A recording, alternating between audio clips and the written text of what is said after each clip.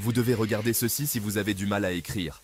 Voici Lucas, un écrivain en herbe qui rêve de créer un chef-d'œuvre, un livre qui captive les lecteurs et leur donne envie d'en savoir plus.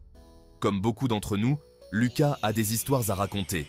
Mais parfois, le chemin pour créer un chef-d'œuvre littéraire semble long et intimidant. Pas de panique, je suis là pour partager un secret avec vous, une stratégie qui peut aider Lucas, et vous aussi, à écrire mieux et plus rapidement. Il s'agit de travailler plus intelligemment, pas plus dur. Ça vous intrigue? Allons-y! Voici Lucas, un auteur en herbe avec un cœur rempli d'histoires. Il passe ses journées à rêver de mondes fantastiques et de personnages fascinants. Il note des idées dans son fidèle carnet, son esprit bourdonnant d'intrigues et de rebondissements. Pourtant, Lucas a du mal à transformer ses idées en un manuscrit terminé. Il est confronté à des obstacles que de nombreux écrivains connaissent bien. Ça vous dit quelque chose? Lucas n'est pas seul. Explorons ensemble les défis auxquels il est confronté et voyons comment il les surmonte. Comme beaucoup d'entre nous, Lucas a une vie bien remplie. Le travail, la famille et les engagements sociaux occupent ses journées, lui laissant peu de temps pour écrire. Il vole des moments ici et là. Il griffonne pendant sa pause déjeuner, note des idées dans le train, espérant trouver une heure de libre dans la soirée. Mais ça ne semble jamais suffisant. Le manque de temps constant donne à Lucas un sentiment d'échec. Son rêve de terminer son livre semble s'éloigner un peu plus chaque jour. Même lorsque Lucas trouve le temps d'écrire, il se retrouve souvent face à une page blanche, paralysé par le doute. Il se demande si ses idées sont assez bonnes, si son écriture est captivante, s'il sera un jour capable de créer quelque chose de vraiment spécial. La peur de l'échec devient un obstacle de taille, étouffant sa créativité avant même qu'elle ne puisse prendre son envol. Le doute lui murmure à l'oreille de tout abandonner, qu'il n'est pas un vrai écrivain. Mais au fond de lui, Lucas sait qu'il a une histoire à raconter, une histoire qui mérite d'être partagée avec le monde. 5e partie, le labyrinthe de la correction, perdu dans un océan de correction. Lorsque Lucas parvient à écrire, il se perd dans le processus de correction. Il corrige sans cesse, recherchant la perfection, mais sans jamais être vraiment satisfait. Il s'enlise dans le choix des mots, la structure des phrases et les détails de l'intrigue, perdant de vue l'ensemble. Le labyrinthe de la correction devient un piège, consommant le temps et l'énergie de Lucas, l'empêchant d'avancer dans son écriture. 6e partie, une percée.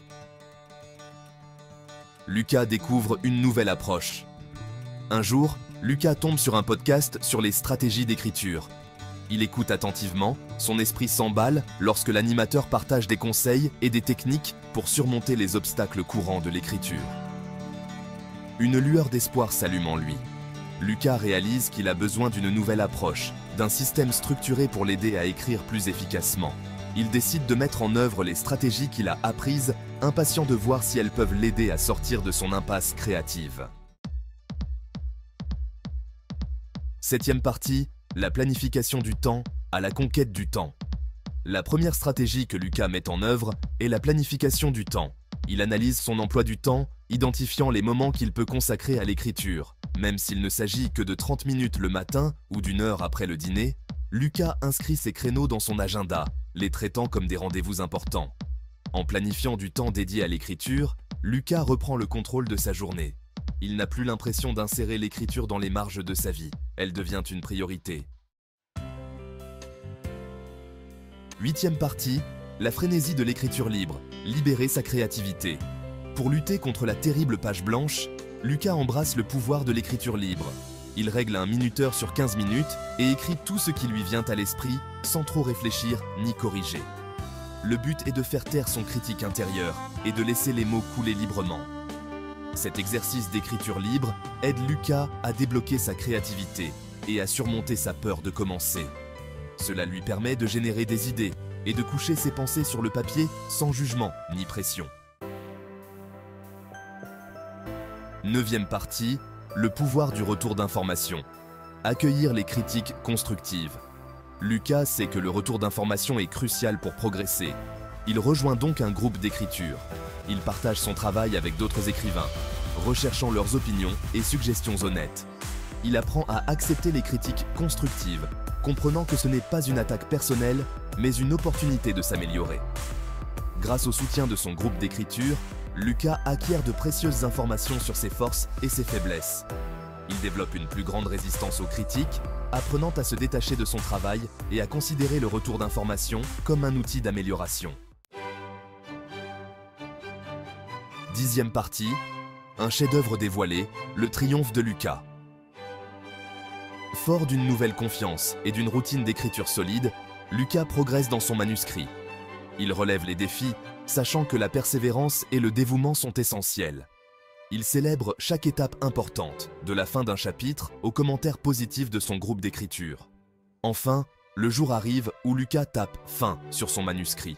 Il a créé quelque chose dont il est fier, un témoignage de son travail acharné et de son dévouement.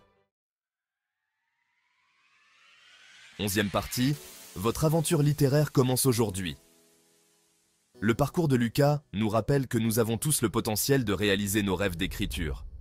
Il ne s'agit pas de trouver de longues périodes de temps libre ou d'attendre que l'inspiration frappe. Il s'agit d'agir, d'embrasser le processus et de ne jamais abandonner.